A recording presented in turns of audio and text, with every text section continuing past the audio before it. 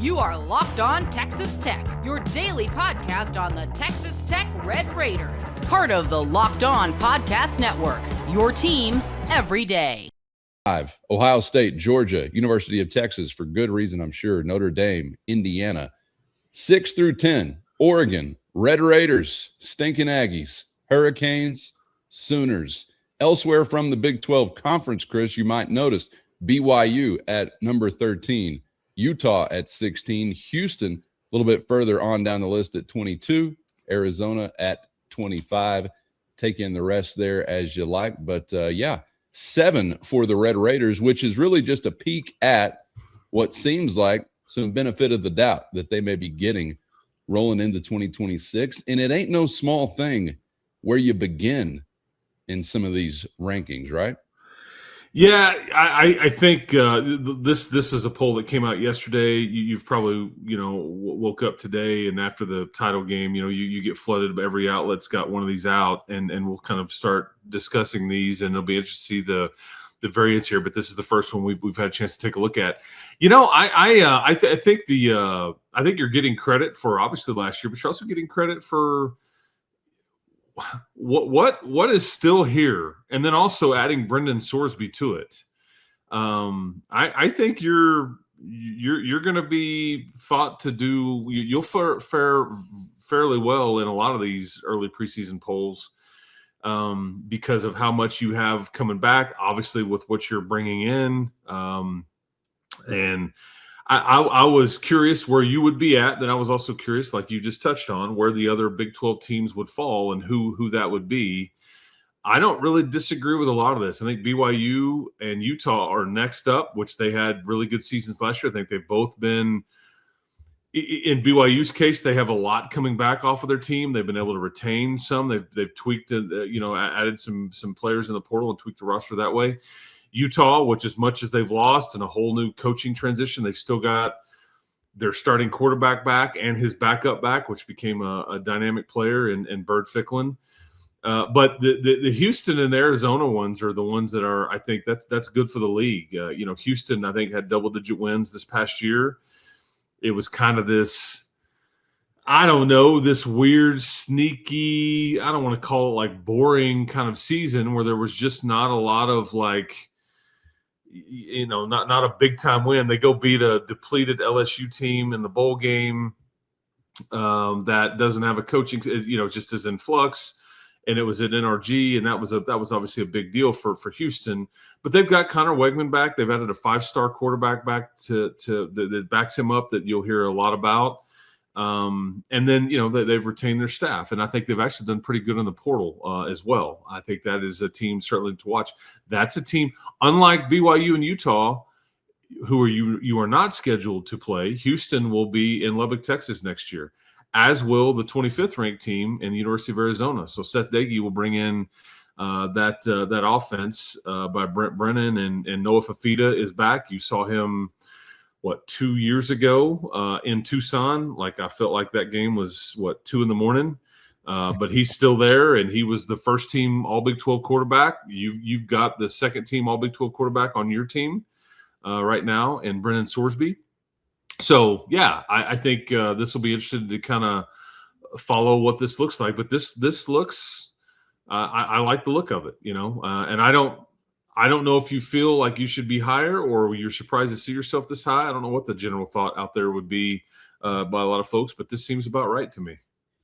Chris, I don't necessarily feel anything in regard to higher or lower because I'm not one of those people that feels things before anything happens, like a snap or a down being played. But I know voting members of our precious college football media feel like they've got to get the lay of the land as early as possible. So as it relates to Tech, I don't know. 7, higher, lower, belong at all? I have no idea yet. But I will say this. I love it as a Tech fan because it matters where you start in these things. It shouldn't. It's not supposed to. It's based in thin air. But it does matter. And I know that when we talk about various top 25 rankings, you may say, well, the College Football Playoff Selection Committee doesn't utilize this ranking. Well, they got eyes. They're humans. They're people. They watch TV. They get the newspaper. They get on the internet. They see it. And you're not ever going to convince me that this does not matter whenever it comes to that type of perception and or relevancy. So I'm glad to be on the other side of it. Tech and other programs of that ilk, Chris, are always having to make up ground and go a little further to prove that, say, they belong than someone that is, held in I guess lofty expectation prior to the year beginning. So even though I think it's sort of a fool's errand, I'm down to play the game. And if these fools want to bet on us and throw us high on the list, I'm good with it. So do I like it as a fan in general, like this part of the process? No, I don't, because I do think it negatively affects some as you get further into the year. But if Texas Tech is going to be one of those that receives the benefit of it, I'm down for it. You subscribe to any of that conspiratorial talk? Well, unfortunately, you're right. I do subscribe. It does matter. Joey would tell you the same thing. So if you're part of the benefit of the doubt crew, then I'm here for it. Because the higher you start, the least you will fall, unless you just, and there's all these stats about these teams that started out in the top 2010 that ended up not ranked from last year and all that stuff, right? But it just gives you more margin for error the higher you start, which it shouldn't. These teams are in many ways very different. But I think in Texas Tech's case, the reason why I feel like this is very much justified, I think we'll spend more time on this. You have a lot back, a lot. Everybody's going to talk about the new stuff and all that, but there is a lot going on here.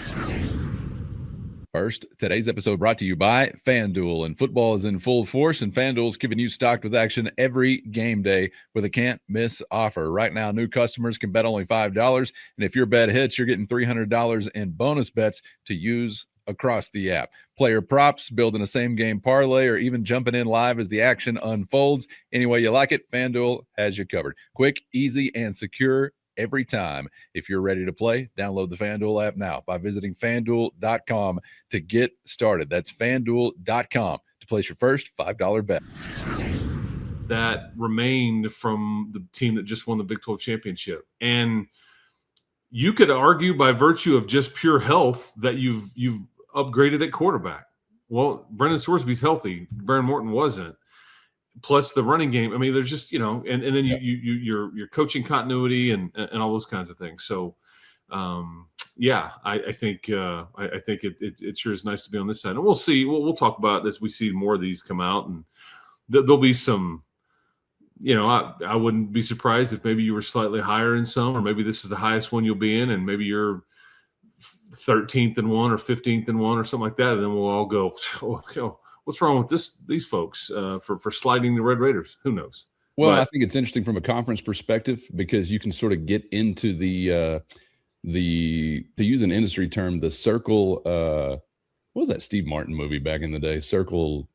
Yeah. Anyway, you can get into this thing where you get these numbers beside your name, and then you never really beat anybody but those others who undeservedly have numbers beside their name. Yeah. And then you get to the end of the year, kind of like we did here, and I may confuse some of these programs, but it's like, hey, did you know Missouri never beat anybody? Did you know Tennessee never beat anybody other than like Missouri with the number by their name from their preseason ranking because of SEC benefit of the doubt or whatever? I know you're picking up what I'm putting. I'm down to play that game for the league as well. Oh, Houston's got a number. I'm sure it's justified. And if we beat them and they're beaten by a team with our number, well, then nothing happens to anybody. We all move up, right? Because that's the precedent that's set. So, I think that's your movie. I think it was called The Circle.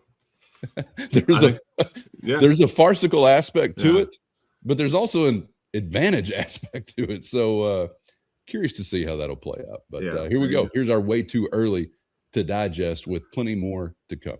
You got it. Hey, I hope to see everybody in this arena tonight if you're in the Central Texas area. So hope to see some folks there. But well, you got game day coming to town again, and it's a big week for basketball for sure.